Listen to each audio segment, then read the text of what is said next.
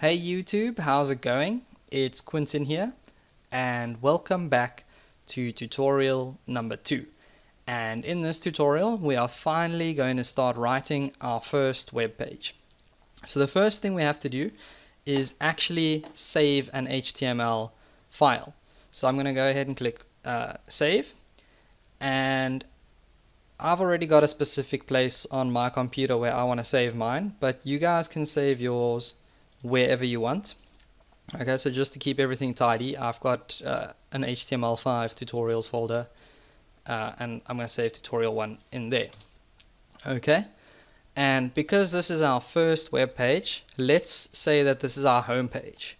And whenever you name your home page, or whenever you save your home page, you need to save it as index.html. Okay, and if you guys want to make sure that it saves correctly as an HTML file, then you can just go ahead on this drop down list and look for HTML, which is over there, hypertext markup language.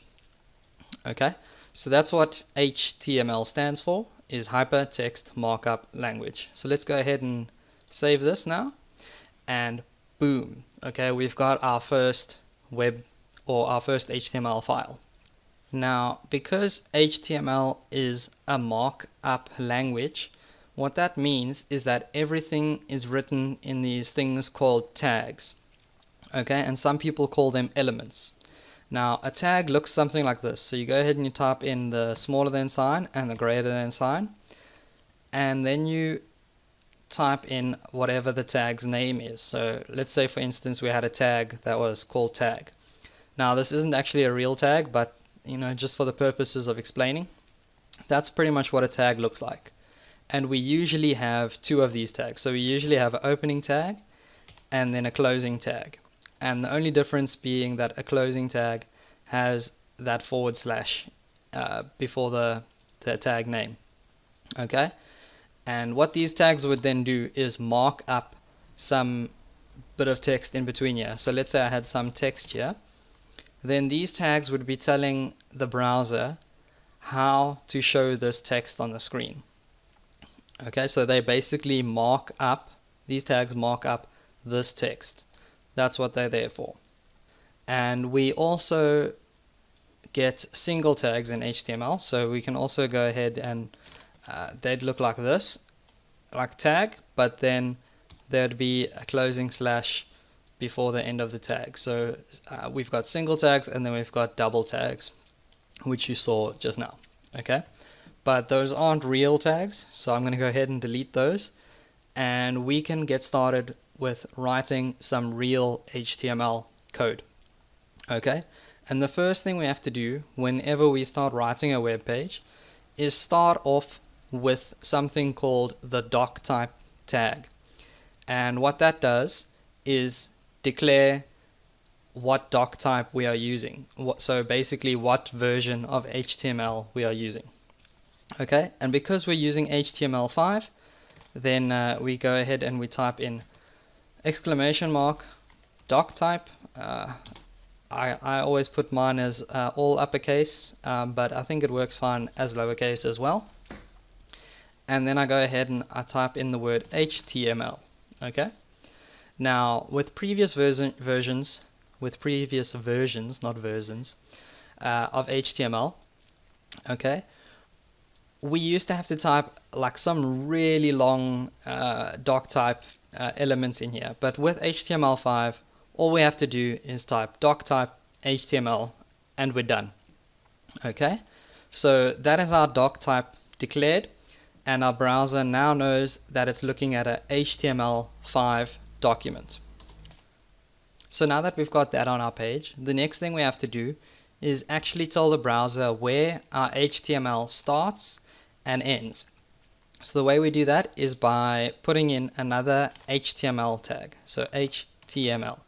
And as you can see, this one turns blue, and most of our HTML tags are all going to turn blue from now on. Okay, so that is where our HTML starts. And then we also have to put in an ending HTML tag. So I'm going to go ahead and end mine off over there. Okay, and this is known to most people as the root element, okay? Because all the other HTML code that we're going to type in goes in between these two tags, okay? So you're not going to put any HTML outside of these two tags, okay? And that is why it's called the root element, because everything has its root in that tag. So the first two tags that we're going to put in this HTML tag actually divide our website or our web page into two different sections, okay? So the first one is called the head, and we have to go ahead and end that off as well. And then the next part is called the body. And ending body. So if I just move my mouse so you guys can see. Okay, now what we've done is we've split this HTML into two different sections. So we've got our head and then we've got our body. Okay, and I like to indent my code. So as you can see, there's a tab, actually a tab space, and basically that just makes my code look a lot tidier. It'll also work if you have everything pushed up against the side as well. It's not going to make your code not work, but it does look a lot more tidy to have everything nicely indented like this, so I can tell exactly where my head starts and ends and exactly where my body starts and ends. Okay, so now we've divided our web page into two different sections, but we've done that for a reason, because inside the head, okay, this is where all of our background information for the website is going to go. So it's stuff that maybe the user doesn't actually see on the website, but it's just there to help the website work. It's kind of like the brains behind the website. So one of the things that we can put in our head is called the title, and if I can spell it right, title, and ending title. And what this does is like display the little bit of text at the top of the browser, in the top of the tab. Okay, so let's go ahead and just put this is my first web page, and I guess we can just leave the typos for now. Okay, and the body, that is where all of the stuff that the user is going to see has to go. Okay, so basically if I just go ahead and I type in some text, or actually let's type in this, yeah, let's just type I'm in the body. So I'm in the body. Okay, and if we save this now and we run this in Firefox, what we've done is we've just created our first web page.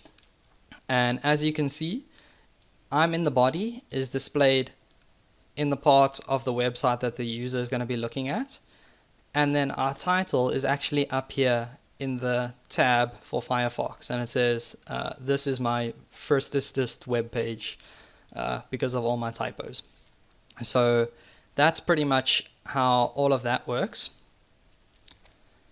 But there's one last thing I want to mention to you guys, and that is inside of our head we also have to include another tag, which is a meta tag. And you guys might not understand all of this just yet, but it'll probably make sense to you guys later on in the series. So just go ahead and type this for now, and I'm going to go ahead and type the word charset equals UTF-8. Okay, and I'm going to end that off with a slash because this is going to be a single tag. Now, like I said, you guys might not understand what all of this does just yet, but it's basically there to include any extra characters that aren't on our normal keyboard. So most of us are going to be using a normal keyboard where we're going to only have letters like from the normal alphabet, but this will include like extra symbols that actually, like, they're not even on your keyboard, so most of us probably won't even use that. But you guys just have to have this, otherwise this is not going to be a valid HTML document. So like I said, it might not make sense, but you need to include it on every single page. So that's all I have for you guys in this tutorial. And as always, don't forget to subscribe. Please feel free to leave a comment, give the video a thumbs up, or share the video. It's really going to help my channel grow. So thank you very much, and I'll see you guys next time.